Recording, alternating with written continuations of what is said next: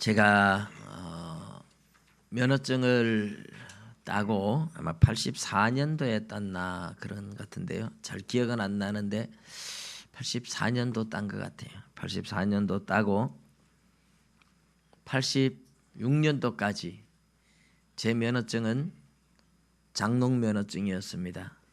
차도 없고 면허증을 딸 때도 학원도 한번 안 가고 그냥 이론 시험 그냥 장난삼아 쳤다가고만 되니까 바로 실기를 치라 그래서 떨어지니까 오기로 또 원서 냈고, 그때는 원서 내도 일주일 만에 다시 쳤으니까 또 떨어지고, 또 원서 그 자리에서 내가지고 일주일 만에 치고 또 떨어지고, 저는 자꾸 떨어지면서 이제 운전을 배웠어요. 학원에 가보지를 않았으니까. 그래서 6번 만에 제가 면허증을 땄지만, 사실 정상적으로 차를 도로 주행을 한번 해본 적도 없고 운전을 해본 적도 없이 땄습니다. 차도 없으니까 면허증을 따니까 굉장히 운전은 해보고 싶고, 그런데 운전할 수 있는 차가 있어야 운전을 하잖아요. 2년을 장롱 면허증으로 있다가 제가 구미에서 교회를 다니면서 주일날 밤에 청년들이 기도원에 김천에 있는 노실고개에 있는 임마누엘 기도원에 이렇게 같이 갔었습니다. 근데 어느 날 차를 운전하는 집사님이 우리 청년 중에 트럭 운전수가 있었어요. 그리고 운전을 하시는 분이 트럭을 모는 습관에 대해서 굉장히 좀 거칠게 모는 편인데, 그리고 운전할 줄 아는 분은 그분밖에 없어요.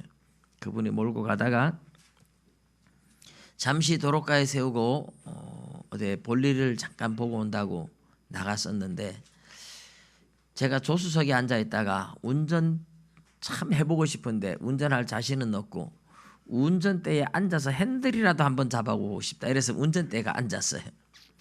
앉았는데 갑자기 조수석으로 탁 타더라고요. 운전하는 집사님이 조수석에 타가지고 갑시다 이러는 거예요. 제가 면허증이 있다는 건 알지만 한 번도 운전해 본 적이 없는데, 우리 운전 한 번도 해본 적이 없는 분이 운전해 가려고 하면 우리 안 타 이러잖아요. 그런데 갑시다 이러는 거예요. 그래서 제가 저는 운전을 못합니다 이러니까, 아이 걱정 말아요, 내가 옆에서 봐줄게요. 그래서 하고 싶던 차에 그 밤에, 그때는 이 기아 봉고차잖아요. 기아 봉고차 9인승인가 그거 몰고 김천까지 가는데 정말 진땀을 흘리면서 막 땀이 바작바작 나는 거예요. 정말 야간에 처음 운전이 야간 운전이잖아요. 정말 긴장하고 조심하고 땀 흘리면서 갔어요. 나중에 이야기 들었는데 그 청년들이 박 선생님이 운전하니까 마음이 그렇게 편하더래요. 생전 처음 운전하는 저를, 그리고 우리 그 트럭 운전하는 분은 워낙 거칠게 모니까 불안한데 처음 운전하는 제가 살살 조심해서 가니까 그렇게 마음이 편하더라네요. 근데 제가 그때부터 교회차 운전을 해버렸어요. 왜냐하면 한번 야간에 혼자서 김천까지 운전을 하고 가니까 낮에 운전하는 건 식은 죽 먹기더라고요. 밤에도 운전을 해봤는데 낮에 못할까. 그래서 제가 청년 때 구미에서 그 개척교회 운전기사 역할까지 같이 그날부터 하게 되었던 기억이 납니다. 밤에 운전을 해본 사람, 처음 운전을 할 때 어렵고 힘들게 운전을 해보니까 낮에 운전하는 게 어렵지 않더라 이 말입니다. 또 여러분, 만일에 등산가가 히말라야 산을 정복한 사람이다, 히말라야 산을 올라갔다 내려온 사람 같으면 그런 사람이 803 올라간다, 이거는 식은 죽 먹기 아니겠어요. 물론 그분들은 그렇다고 산을 가볍게 보지는 않겠지만 히말라야 산도 올라갔다 온 사람이 803 올라가는 것 정도는 그렇게 어렵게 생각하지 않을 것이라 이 말입니다. 어려운 일을 감당해낸 사람이 작은 일 정도는 어렵게 생각하지 않겠죠. 또 예를 들어서 이렇게 생각해 보십시오. 어느 부모가 사랑하는 자식한테 하나밖에 없는 아들이어서 그 아들한테 집도 사주고 차도 사주었습니다. 그런데 이 아들이 옷이 없어서, 자기 마음에 드는 옷이 없어서 옷을 하나 사야 되겠는데 엄마한테 옷을 사달라고 하기가 너무 미안해서 말을 못하겠다. 그러면 친구가 보고서 뭐라고 하겠어요? 야, 무슨 소리냐? 집도 사주고 차도 사주는 어머니인데 옷 하나 사는 게 그게 뭐 그렇게 어렵다고, 말씀만 드리면 되잖아. 그렇게 말하지 않겠어요, 그죠? 자녀한테 옷도 사주고 집도 사주고 차도 사주는 부모가 옷 하나 사주는 게 뭐 그리 대수겠습니까? 제가 왜 이런 이야기를 서론에 하느냐 하면 오늘 우리가 읽은 본문이 그것과 비슷한 이야기예요. 하나님이 아들까지 우리를 위하여 십자가에 못 박혀 죽게 해서 그 아들이 죽음으로 우리가 구원을 받아 의롭다함을 얻었는데, 그 아들이 살아나서 우리를 위해서 간구하는데 어떻게 구원을 못 받겠느냐? 아들을 죽는 데 내주면서 아들을 죽일 때도 그 아들의 죽음을 통해서도 우리를 의롭다고 했는데 그의 살아나심을 인하여 우리가 더욱 구원을 받지 않겠느냐. 그래서 이게 이제 더욱, 제가 오늘 설교 제목이 더욱 또한 이렇게 설교 제목을 잡은 이유입니다.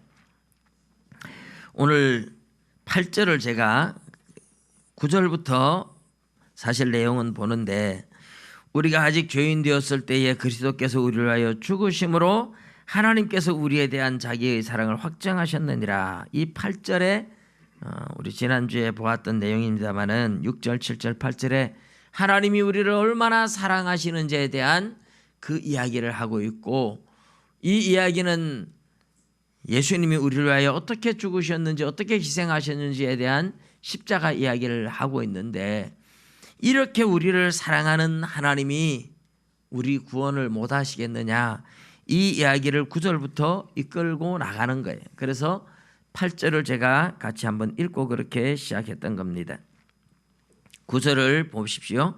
그러면 이제 우리가 그의 피로 말미암아 의롭다 하심을 받았으니, 그의 피로 말미암아 의롭다 하심을 받았으니, 이 말은 예수님이 십자가에 못 박혀 죽으심으로 우리가 의롭다함을 받았다, 이 이야기를 그의 피로 말미암아 이렇게 표현하는 거죠. 10절에도 곧 우리가 원수 되었을 때에 그의 아들의 죽으심으로 말미암아 하나님과 화목하게 되었은즉, 그의 피로 말미암아 원수 되었을 때 그 아들의 죽으심으로 말미암아 예수님이 우리를 위하여 십자가에 죽으신 사건을 이렇게 표현하고 있는 겁니다.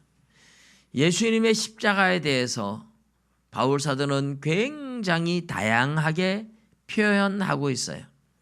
우리를 위하여 예수님이 십자가에서 죽으셨다는 사실, 그건 뭐 사실은 한 가지밖에 아니에요.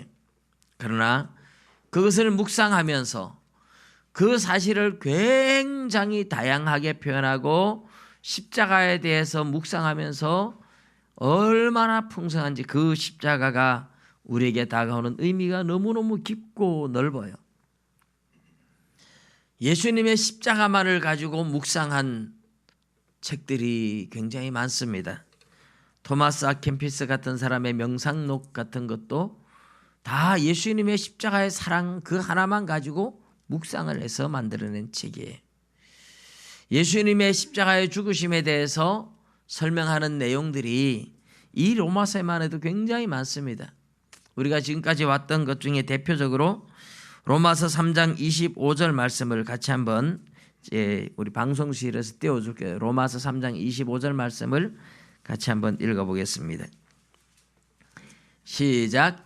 이 예수를 하나님이 그의 피로써 믿음으로 말미암는 화목 제물로 세우셨으니 이는 하나님께서 길이 참으시는 중에 전에 지은 죄를 간과하심으로 자기의 의로우심을 나타내려 하심이니, 이 예수를 하나님이 그의 피로써, 이 예수를 하나님이 그의 피로써, 예수님의 피로써 믿음으로 말미암는 화목 제물로 세우셨다. 이렇게 말하죠. 로마서 4장 25절을 다시 또 한번 보겠습니다. 다 같이 한번 읽어볼게요. 시작.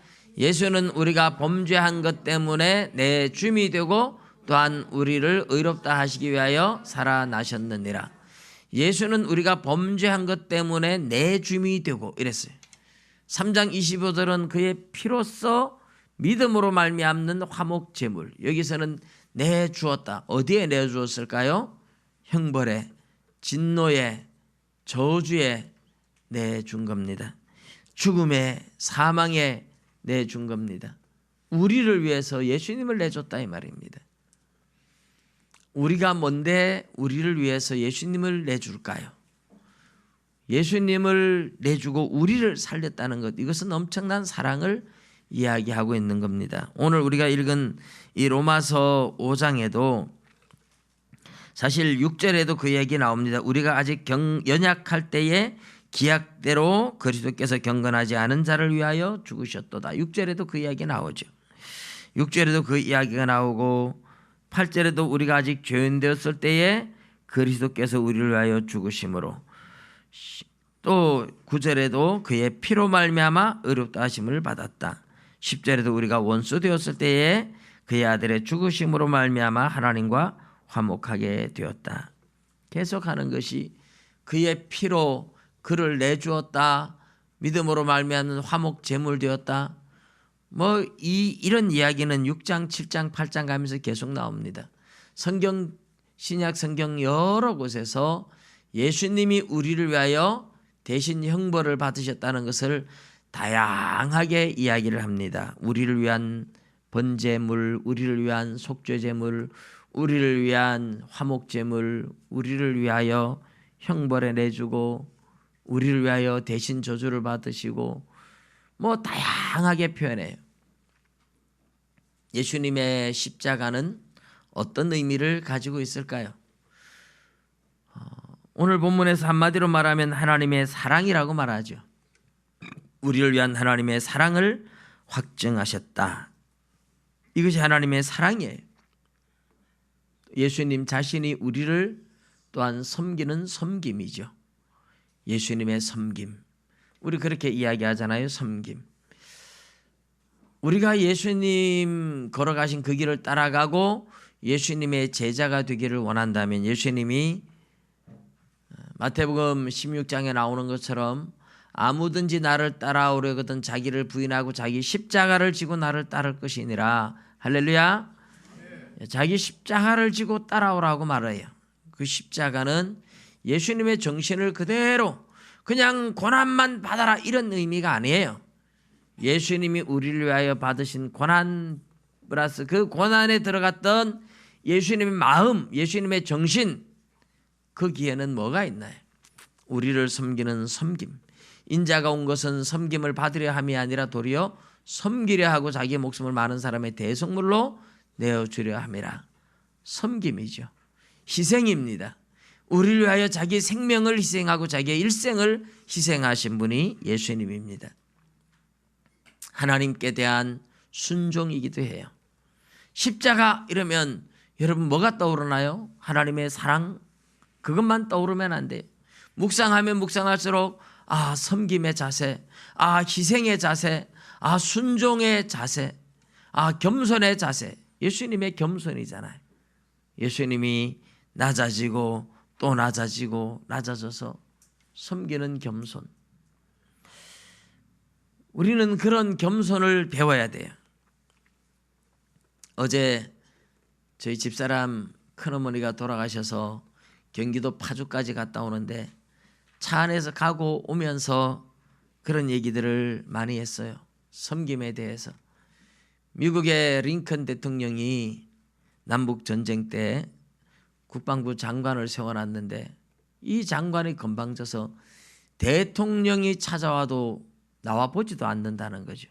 그렇게 다른 그 장관들이 국방부 장관 그거 당장에 잘라버리라고 그렇게 이야기를 하는데 링컨 대통령이 한 말은 그거예요. 이만한 사람 찾기 어렵다. 나라를 위해서 이렇게 작전을 잘 짜고 전쟁을 잘하는 사람을 찾기 어렵다. 나는 우리 이 장군이 이 전쟁의 승리를 가져오고 백성들에게 평화를 가져다 준다면 내가 대통령이라는 게 뭐 그리 대단하느냐. 나는 이 장관의 말고삐를 잡고 안내해도 기꺼이 즐거움으로 할 수 있다. 그 이야기를 했다는 거예요. 링컨 대통령이 한 나라의 대통령이면서 장관들한테 무시를 당할 때도 자존심이나 이런 건 내세우지 않고 기꺼이 섬길 수 있다고, 그만큼 잘하는 사람이 어디 있는데 하는 그 이야기가 저한테는 참 많은 교훈이 됐어요. 사실 저는 그 이야기를 두고 언제든지 묵상을 하면서 내 자세를 다시 낮추고 할 때가 참 많았습니다. 우리 예수님이 십자가를 진 그 겸손은 사실 링컨 대통령에 비할 바가 아니죠. 우리 자신한테 비할 바가 아닙니다. 하나님의 아들인데, 하나님의 아들이 세상에 와서 인간들한테 무시당할 때 그 능력으로 전멸시킬 수도 있겠잖아요. 그런데 겸손하게 우리 주님은 섬기시고 무시당하고 그러면서도 참고 사랑하고 용서했습니다. 그러니 십자가야말로 가장 최고의 겸손의 표현이요, 십자가야말로 최고의 섬김의 표현이요, 십자가야말로 최고의 희생의 표현이요, 십자가야말로 최고의 헌신의 표현입니다. 우리를 사랑한 사랑이고 우리를 용서한 용서입니다. 또 다른 면으로 보면 하나님의 진노의 표현이에요. 죄에 대해서 하나님이 자기 아들이라 할지라도 절대로 용서하지 않고 십자가에 못 박는 하나님의 죄에 대한 하나님의 진노가 얼마나 무서운지, 죄에 대한 하나님의 형벌이 얼마나 무서운지, 죄에 대한 하나님의 심판이 얼마나 무서운지를 충분히 보여주는 것이 또한 십자가입니다. 여러분, 우리가 십자가를 묵상할 때는 하나님이 죄에 대해서 얼마나 진노하시는지, 하나님이 죄에 대해서 얼마나 형벌을 내리시는지, 하나님의 심판이 얼마나 두려운지를 묵상해야 합니다. 우리가 죄를 너무 가볍게 여기잖아요. 어떤 경우들은 죄에 대해서, 물론 우리가 다 그렇지는 않겠지만 어떤 사람들은 죄를 너무 가볍게 여기는 경우들이 있어요. 하나님은 죄에 대해서 얼마나 진노하시는지를 여러분 잘 아셔야 돼요.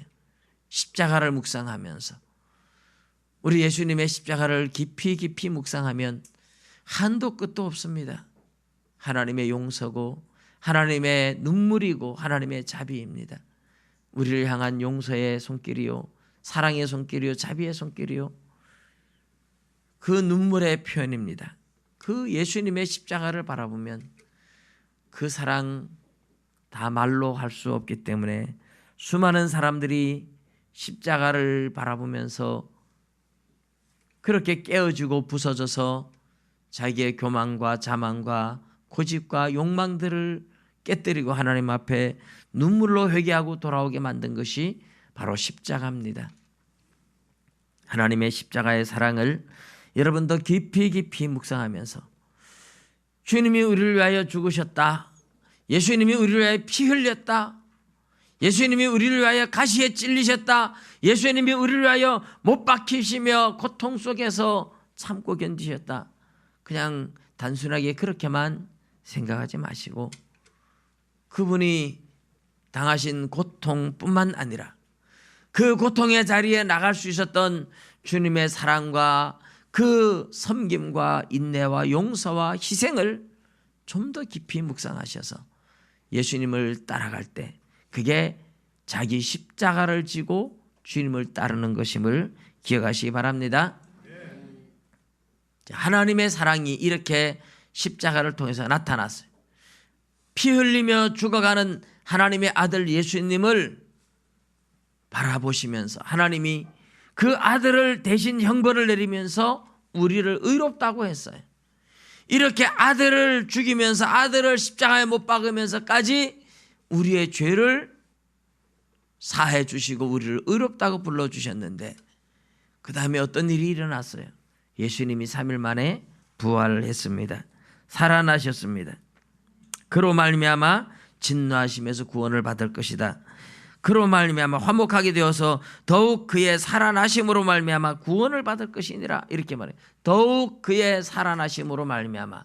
여러분 생각해 보십시오. 아들을 십자가에 못 박을 때 우리 하나님이, 인간적인 표현입니다만 하나님이 진짜 뭐 눈물이 있고서 우리처럼 뭐 울고 이런 분은 아니지만 우리 인간의 감정으로 이해하도록 하면 하나님이 눈물을 흘리며 아들을 내주었어요.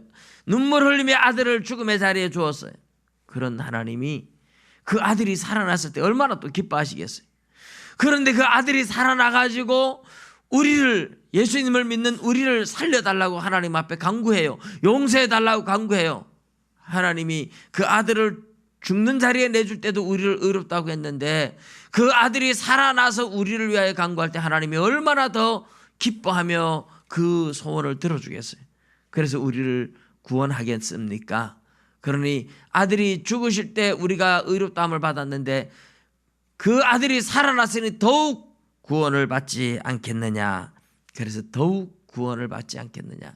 그 이야기가 나오는 겁니다. 할렐루야. 제가 처음에 말씀드린 것처럼 어려운 것도 히말라야 산도 올라간 사람이 뭐 팔공산 올라가는 거 그리 힘들겠느냐 하듯이 하나님이 그 아들을 십자가에 못 박으면서까지 우리를 의롭다고 불렀는데 그 아들이 살아나서 우리를 위하여 친히 간구하시는데 어떻게 우리를 용서하지 않겠습니까? 자, 이 이야기를 로마서 8장에서 더 아주 실감나게 이야기하고 있어요. 로마서 8장 31절부터 34절까지 내용을 우리 다시 한번 같이 한번 읽어보겠습니다. 로마서 8장 31절 시작. 그런즉 이 일에 대하여 우리가 무슨 말을 하리요? 만일 하나님이 우리를 위하시면 누가 우리를 대적하리요? 자기의 아들을 아끼지 아니하시고 우리 모든 사람을 위하여 내주시니가 어찌 그 아들과 함께 모든 것을 우리에게 주시지 아니하겠느냐? 누가 능히 하나님께서 택하신 자들을 고발하리요? 의롭다 하신 이는 하나님이시니 누가 정죄하리요? 죽으실 뿐 아니라 다시 살아나신 이는 그리스도 예수시니 그는 하나님 우편에 계신 자요 우리를 위하여 간구하시는 자니라. 아멘. 여기에 보십시오. 지우지 말고 이 마지막에 보면 그는 하나님 우편에 계신 자요 우리를 위하여 간구하시는 자니라. 누가 정죄하려 죽으실 뿐 아니라 다시 살아나신 이는 그리스도 예수시니. 다시 살아나셨어요. 우리를 위하여 죽으셨다가 살아나셨어요. 그리고 하나님 우편에 계신 자예요. 우리를 위하여 간구하시는 분입니다. 누가요? 예수님이. 할렐루야. 우리를 위하여 죽으셨다가 살아나신 예수님이 하나님 우편에서 우리를 위하여 기도하고 계시대요. 우리를 위하여 호소하고 계신 거예요. 우리를 용서해달라고, 사랑해달라고, 구원해달라고. 그런데 우리 32절을 다시 한번 볼까요? 8장 32절. 자기 아들을 아끼지 아니하시고 우리 모든 사람을 위하여 내주신 분이 누구예요? 하나님입니다. 하나님이 그 아들을 우리를 위하여 아끼짐없이 내주었습니다. 우리 모든 사람을 위하여 아들도 아끼지 않고 내주신 그분이 아들과 함께 모든 것을 우리에게 주시지 않겠느냐. 뭐가 아깝겠느냐 이 말이에요.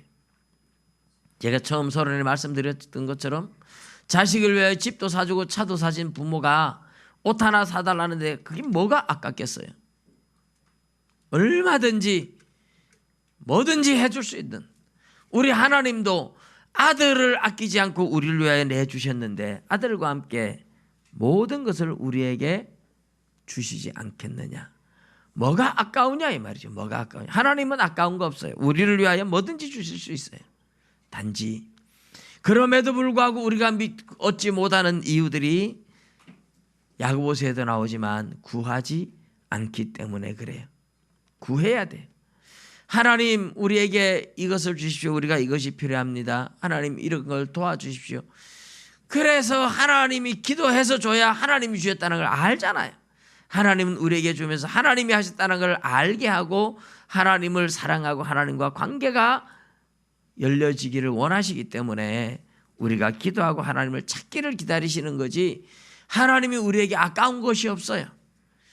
아들을 우리를 위하여 죽는 자리에까지 내주셨는데 그 아들이 살아나셨는데 우리를 위하여 뭐가 아깝겠습니까? 그 아들이 우리를 위하여 간구하는데 우리가 구원을 받지 못하겠느냐. 얼마든지 우리를 위하여 구원하실 수 있다 믿으시기 바랍니다. 그래서 오늘 더욱 하는 말씀은 우리를 위하여 아들을 죽는 자리까지 내주었는데 그 아들이 살아나서 우리를 위하여 간구하는데 더욱 그 아들의 살아남으로 말미암아 우리가 구원을 받지 않겠느냐. 여러분, 오늘 이 본문의 말씀은 우리 구원에 대해서 가장 확신을 주는 그런 말씀이기도 해요. 이 로마서에 이런 말씀들이 많이 있습니다. 우리의 구원, 하나님이 우리를 사랑하고 믿음으로 말미암아 의롭다함을 받은 우리에게 구원이 얼마나 확실한지를 많이 이야기하지만 그 중에서도 이 로마서 5장 9절 10절 이 말씀은 우리의 구원은 흔들릴 수 없는 구원이다. 우리가 읽었던 로마서 8장 31절부터 39절까지의 내용도 하나님이 우리를 위하시면 누가 우리를 대적하겠느냐, 하나님이 우리를 의롭다 하셨는데 누가 우리를 정죄할 수 있겠느냐 하면서 그 어떤 것도 그리스도 예수 안에 있는 하나님의 사랑에서 우리를 끊을 수 없다라는 강한 확신을 우리에게 주는 것이 로마서 8장 결론입니다. 그 결론에 가기까지 이런 결론들이 많이 나와요. 하나님이 우리를 이렇게 사랑하셨는데 그 아들까지 내어주었는데 그 아들이 피 흘리며 우리를 위하여 죽을 때도 우리를 의롭다고 불러주셨는데 그 아들이 살아나셨는데 그 아들이 우리를 위하여 간구하는데 하나님이 우리를 왜 구원하시지 않겠느냐. 할렐루야. 하나님이 우리를 그렇게 구원하신다고 이야기해요.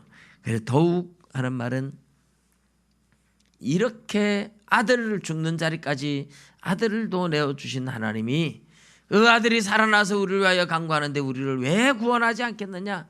더욱 더 구원을 얻을 수 있다 하는 확신을 가져라, 이 이해인 줄 믿습니다. 오늘 우리가 또한 11절에 보면 또한 하는 이야기가 나와요. 그뿐 아니라 구원에 대한 확신이죠. 구원에 대한 확신. 그뿐 아니라 이제 우리로 화목하게 하신 우리 주 예수 그리스도로 말미암아 하나님 안에서 또한 즐거워하느니라. 자, 여기에 또한 하는 말씀이 나와요. 또한 우리를 하나님과 화목하게 하셨어요. 예수 그리스도가 그렇게 만들었습니다.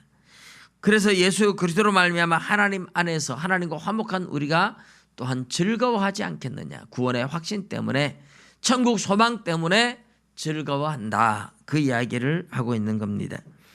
우리가 지난주에 보았었습니다마는 소망이 우리를 부끄럽게 하지 아니함은 우리에게 주신 성령으로 말미암아 하나님의 사랑이 우리 마음에 부은 바 됨이니. 인내와 연단을 통해서 소망을 가지고 사는데 소망은 우리를 부끄럽게 하지 않는다. 소망은 하나님의 사랑이 우리 마음에 부어져 있다는 것을 확실하게 알게 해주는 거기 때문에 우리 이 말씀을 오늘 히브리서 6장 19절 20절에서 한 번 더 확인을 해봤으면 좋겠어요. 히브리서 6장 19절 같이 읽어가겠습니다. 시작. 우리가 이 소망을 가지고 있는 것은 영혼의 닷 같아서 튼튼하고 견고하여 휘장 안에 들어가나니 그리로 앞서가신 예수께서 멜기세덱의 반차를 따라 영원히 대제사장이 되어 우리를 위하여 들어가셨느니라. 아멘. 19절을 다시 열어주세요. 자, 이 19절을 잘 보시면 우리가 이 소망을 가지고 있는 것은 이 소망, 천국 소망이에요. 우리 이 로마서 5장에 나오는 거하고 똑같은 거예요. 환난은 인내를, 인내는 연단을, 연단은 소망을 이루는 줄 안다.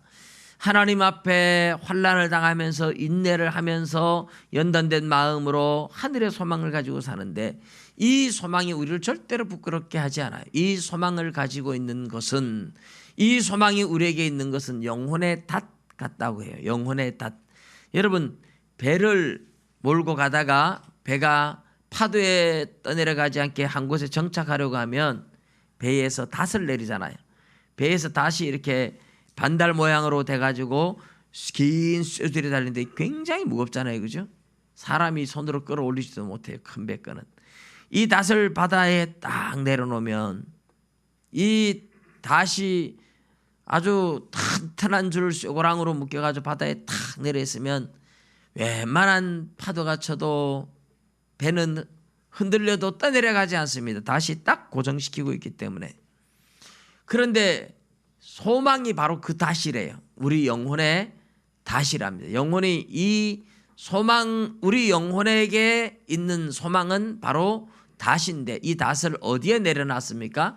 튼튼하고 견고하여 휘장 안에 들어가나니. 이래서 휘장 안에 들어가나니.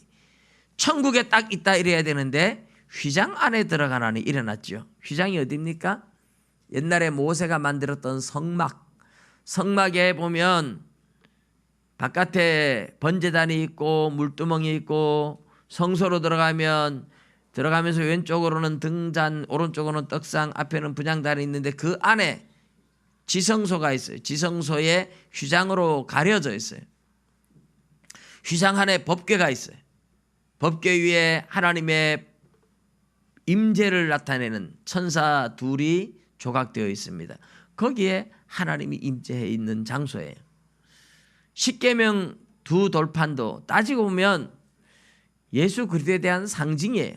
돌판으로 만들었잖아요. 구약의 돌이라는 이 모티브는 예수님에 대한 상징이에요. 또 예수님은 요한복음 1장에 보면 뭐예요? 태초에 말씀이 계시니라. 이 말씀이 하나님과 함께 계셨으니 이 말씀은 곧 하나님이시니라. 예수님이 말씀이에요. 예수님은 말씀이고 돌이라고 구약이 말하는데, 돌에 새겨진 말씀, 이것은 구약의 십계명 돌파는 예수님에 대한 상징이나 같아요. 예수님이 계시고 하나님이 계신 거기에, 그것은 상징적으로 말하면 천국이에요. 천국에 우리가 들어가기 위해서 휘장 안에 들어갈 수 있어야 천국에 가서 하나님을 만날 수 있는 거예요. 그런데 우리 영혼의 닷이 어디에 있느냐? 휘장 안에 딱 들어가 있대요. 휘장 안에 영혼의 닷을 딱 내려놨대요. 그 말은 하나님께 우리 영혼의 닷을 딱 내려놨다 이 말입니다. 예수님이 십자가에 못 박힐 때 이 휘장이 쫙 갈라졌어요. 이제는 누구든지 휘장 안에 들어가서 하나님을 만날 수 있다, 이런 말이 되는 겁니다. 할렐루야. 우리의 영혼의 닷, 뭐가 영혼의 닷이에요? 소망이에요. 소망. 천국 소망으로 살아가는 사람들, 천국의 소망을 둔 사람들의 영혼의 닷이에요. 영혼의 닷을 천국에 탁 내려놓고 천국 소망으로 살아가면 아무리 세상의 유혹이 와고 흔들려도 우리는 천국 소망 때문에 세상 유혹에 흔들려서 떠내려가지 않는다는 거예요. 여러분이 천국 소망이 없으면 세상에서 유혹하는 유혹에 막 끌려 넘어갑니다. 그러나 나는 천국 백성이야, 나는 천국 가야 돼, 나는 하나님 나라에 들어갈 하나님의 백성이야 하고 소망을 천국에 딱 두면 이 소망이 영혼의 닷이 되어가지고 우리를 세상 유혹이 끌고 가지 못해요. 그래서 우리가 천국에 언젠가는 그 영혼의 닷을 내려놨기 때문에 튼튼하게 내려놓은 영혼의 닷을 붙잡고 이르게 될 줄로 믿습니다. 그 소망을 가졌기 때문에, 그 천국 소망을 가진 사람들이기 때문에, 천국에 대한 구원의 확신 때문에 하나님 안에서 우리는 또한 즐거워하고 지낸다 하는 겁니다. 예를 하나 들면, 여러분 뭐 드라마에도 가끔 그런 드라마가 있을 거예요. 사장님이, 회사를 경영하는 큰 회사 사장님이 자기 아들한테 후계자 수업을 시켜서 사장으로 세우려고.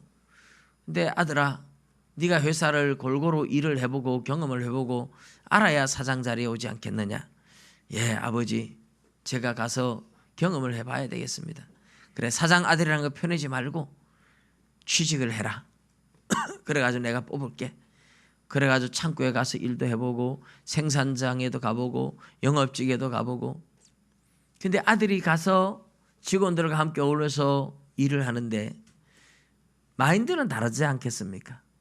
내 아버지 회사니까 내가 여기에서 일을 하면서 열심히 일을 하면서 사람들한테 좀 무시도 당하고 뭐 억울한 소리 들을 수도 있고 막 이렇게 저렇게 무시를 당해도 그래도 언젠간 나는 사장이 될 거야. 내가 이런 경험 저런 경험하면서 우리 회사를 내가 알아야 되겠어. 그런 마인드로 들어갔다면 회사에서 일하는 걸 즐겁게 할 수 있는, 주인의식을 가진 사람의 일을 하는 것과 주인의식이 없는 사람이 일하는 것과는 천지 차이입니다. 여러분, 주인의식을 가진 그 아들은 회사에서 일을 하면서도 회사에 손해 가지 않기 위해서 자기 시간을 낭비하고 자기 시간을 빼앗기는 것 같아도 퇴근 시간이 지나도 꼭 필요하다 그러면 일부러 남아서라도 일을 더 하고 그렇게 해요. 그렇게 하는 걸 힘들거나 기분 나쁘게 생각하지 않아요. 왜? 주인의식이 있으니까 즐거움으로 해요. 그런데 그냥 회사에 주인의식이 없는 직원이라면 어떡할까요? 퇴근 시간 다 됐는데 빨리 퇴근해야 되는데 부장님이 빨리 퇴근도 안 해가지고 내가 먼저 나가지도 못하고 그래가지고 막 부장님이 미워지기도 시작하고 월급만 많이 받아가면 그만이지. 언젠가 더 좋은 회사 나오면 빨리 옮겨야지. 그냥 마인드가 그럴 수 있다 이 말입니다. 일을 하는 게 즐거움이 아니라 돈을 받는 월급날이 즐겁지 일하는 게 즐거움이 아닌 직원들의 마음과 사장의 아들로서 일하는 마인드는 전혀 다른 겁니다. 여러분 우리가 이 세상을 살지만 즐기십시오. 세상에서 고난당하는 것도 즐기십시오. 어려움 당하는 것도 즐기십시오. 무시당하는 것도 즐길 수 있어야 됩니다. 내가 이렇게 무시도 당해보고 억울한 일도 당해보고 고난도 당해보지만 이렇게 살다가 나는 천국 갈 거야. 나는 천국 들어가기 위해서 이 세상에서 훈련받고 연단하고 하나님이 나를 훈련시키는 것뿐이야. 그래서 나는 이 세상에서 좀 고난 당하지만 좀 억울한 일 당하지만 무시당하지만 요거도 먹지만 또 이렇게 내가 좀 힘들게 살지만 내가 천국 가는 훈련 받고 있는 거야. 나는 언젠가 천국 들어갈 건데 이런 거는 아무것도 안 해야 하고 여러분 하나님 안에서 즐거워하고 세상의 고난도 즐길 수 있는 그런 믿음이 될 때 여러분은 천국 소망이 확실한 겁니다. 하나님 안에서 즐거워하는 천국 소망의 신앙으로 이 세상에 어떤 환난과 어려움과 고난도 즐길 수 있는 믿음의 용사들이 되시기를 주님의 이름으로 축복합니다. 기도드리겠습니다.